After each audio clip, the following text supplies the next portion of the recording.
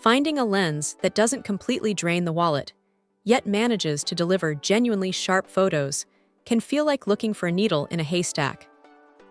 Enter this little standard zoom from Canon. Now, what stands out right away is just how featherlight the whole setup feels when it is locked onto an APS-C body.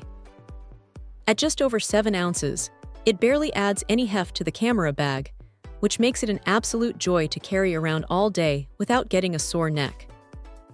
The build relies heavily on plastics to keep that weight down, meaning it feels a bit hollow in the hand compared to heavy professional glass.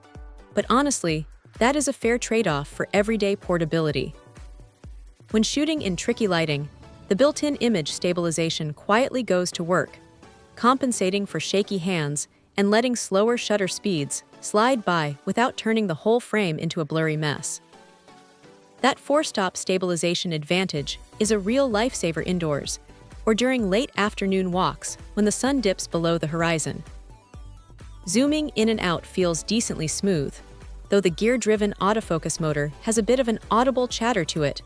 Nothing too dramatic, but it definitely lets you know it is working hard to lock onto a subject.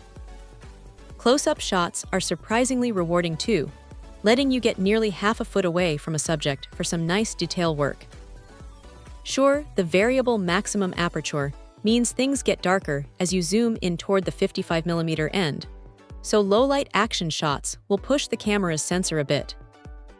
Yet, thanks to the aspherical element doing its job behind the scenes, chromatic aberration is kept remarkably well controlled, resulting in clean edges and natural-looking out-of-focus backgrounds.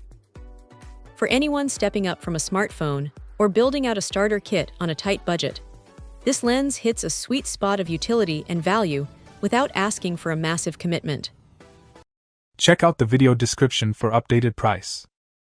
And thank you for watching this video.